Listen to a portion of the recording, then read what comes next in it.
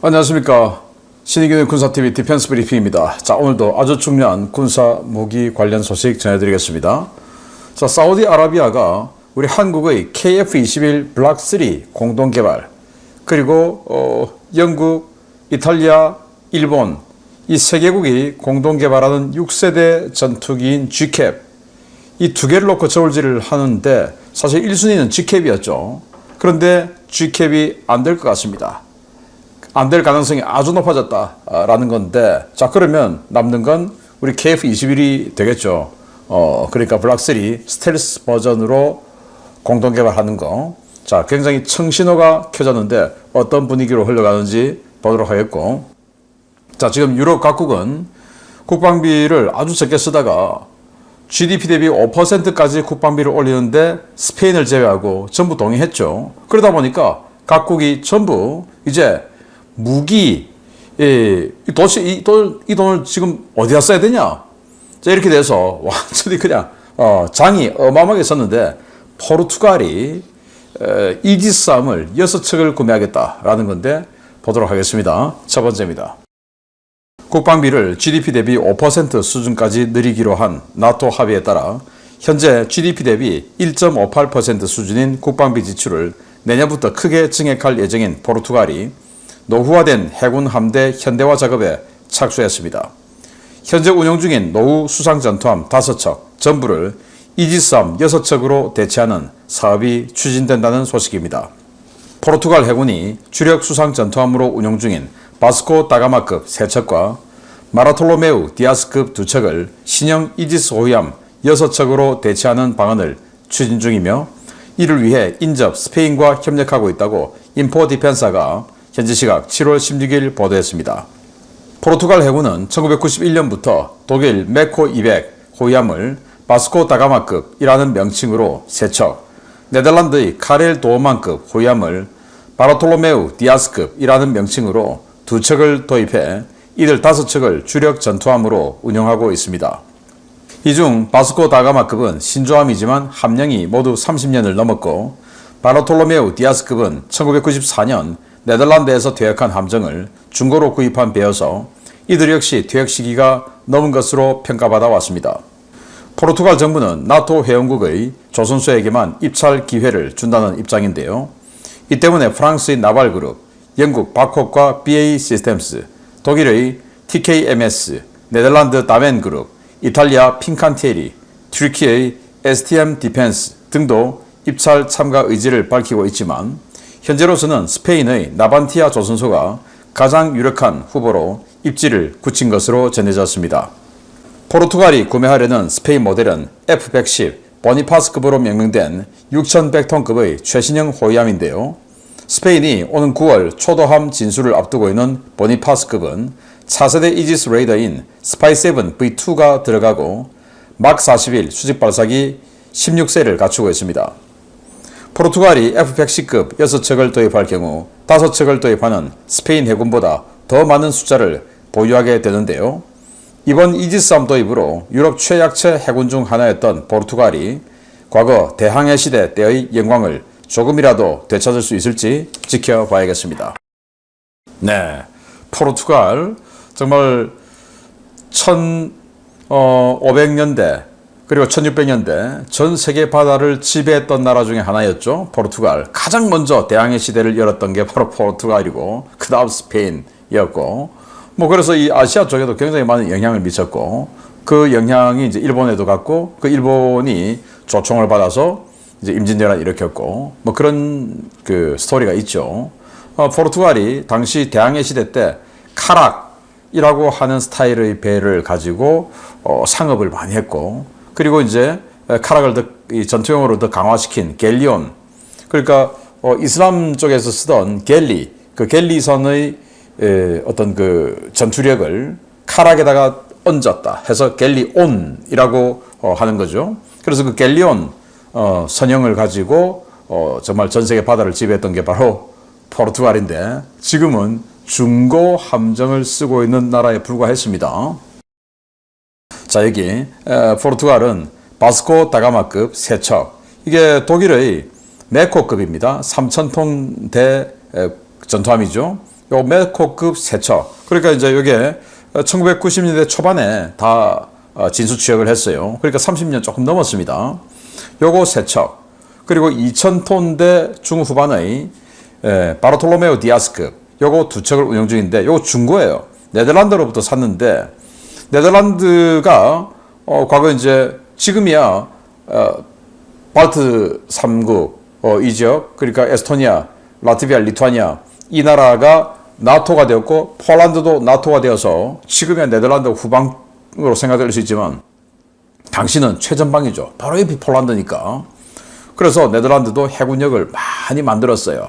많이 만들었는데 아니 이거 딱 만들고 나자 바로 소련이 무너져 버린 거예요. 냉전이 해체되었죠. 그래서 1991년 이럴 때 전력화된 걸 94년쯤에 1, 2년 쓰고 퇴역을 시켰습니다. 이제 운용할 필요가 없으니까 운용 유지비에 들어가니까 그 퇴역한 1, 2년 쓰고 퇴역한 거. 그러니까 새 것 같은 중고죠.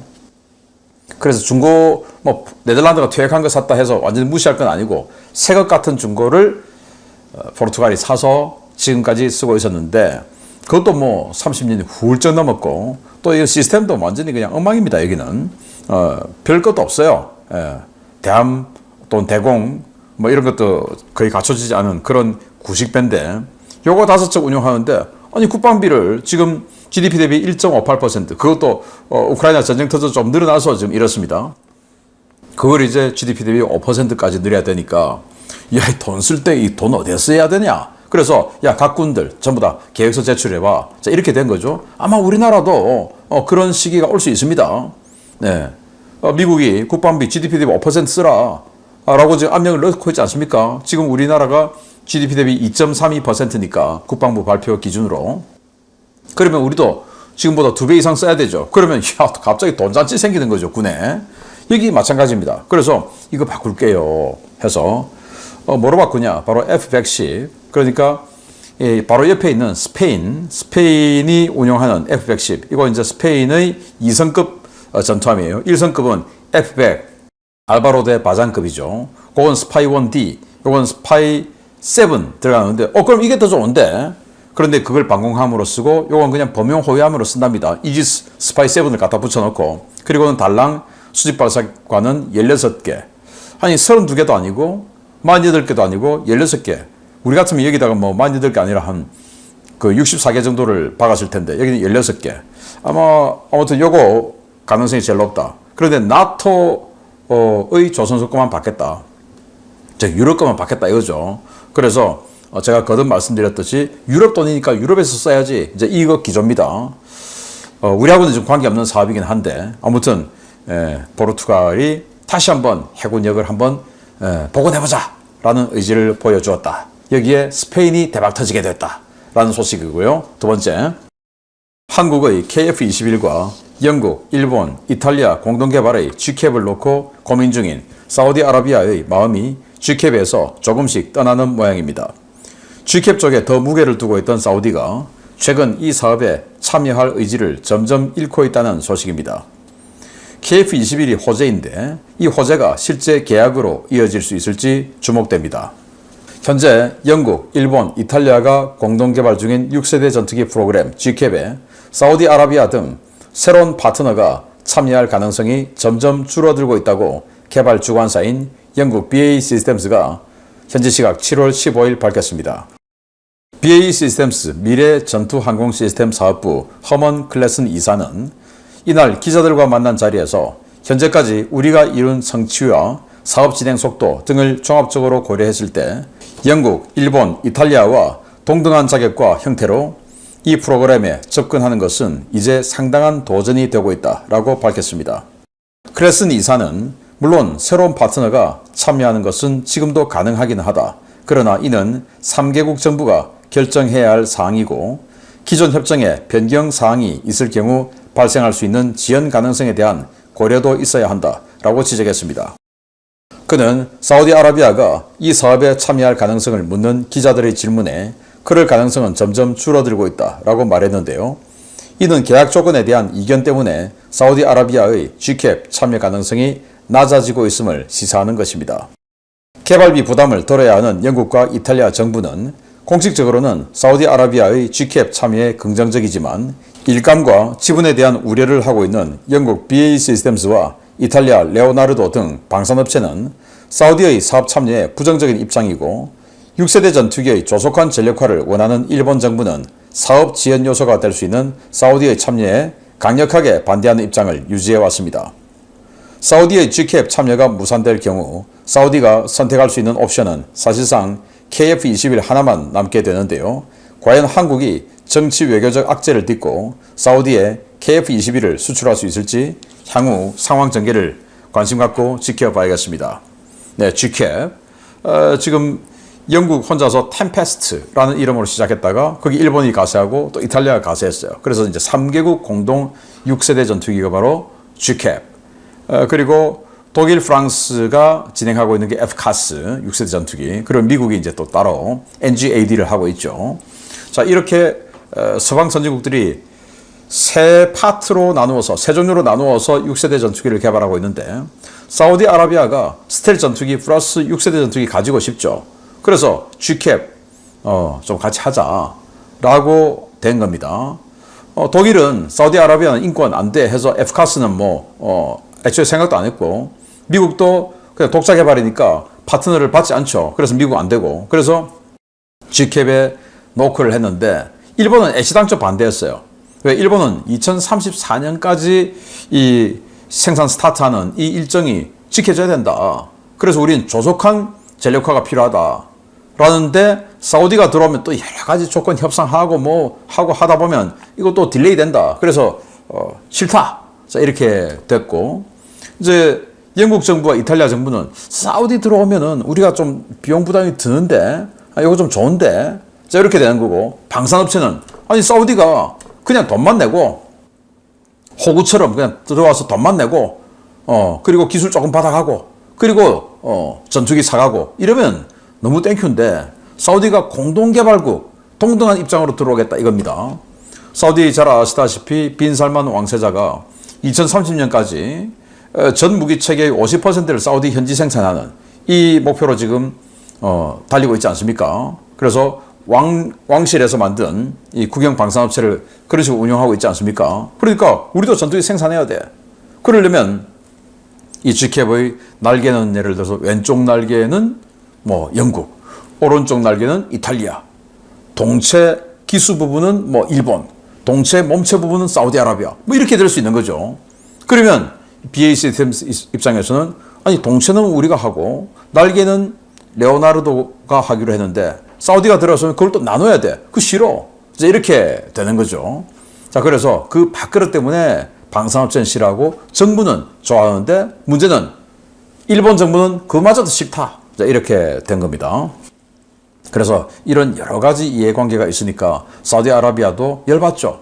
아니 돈만 내고 그냥 사가라. 그리고 기술 조금 줄게. 여기에 돈은 또 더 많이 내라고 하겠죠? 급행료 내라. 자, 이렇게 되니까 누가 봐도 바보죠. 호구죠. 그러니까 사우디가 참여할 가능성이 점점 줄어들고 있다. 그리고 또 이제 이 인터뷰 자체가 BAE 시스템스의 이사니까 사우디 나가라라고 지금 이렇게 또 언론 플레이 하는 것일 수 있습니다. 사우디를 열받게 하는 거죠. 나가게끔. 자, 그러면 사우디는 남는 게 바로 이제 KF-21 블락 3 스텔스 버전으로 업그레이드 개발하는 그 사업을 사우디와 한국이 공동 개발하는 거. 이제 요건데, 자, 이렇게 되려면 이제는 외교의 영역이 되는 겁니다. 그렇지 않습니까? 무기 체계 구매는 결국 외교의 영역인데 문제는 사우디아라비아가 트럼프 시대에 들어와서 완벽한 친미 국가로 돌아섰다는 겁니다. 그런데 우리 대한민국은 완전히 반미 국가 프레임도 아니죠. 사실이니까. 지금 이 이재명 정부 자체가.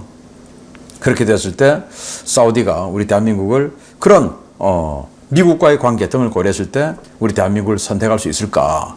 이제 외교의 영역인데 우리 정부가 잘해야 되겠다라는 생각이 드는데요. 네, 정말 이재명 정부의 희망대로 G4, 방산 G4를 세계 4위를 이룩하려면 반미 색채부터 좀 빼야 되지 않을까라는 걸 이런 사업에서도 볼 수 있다라고 생각합니다. 마치겠습니다. 감사합니다.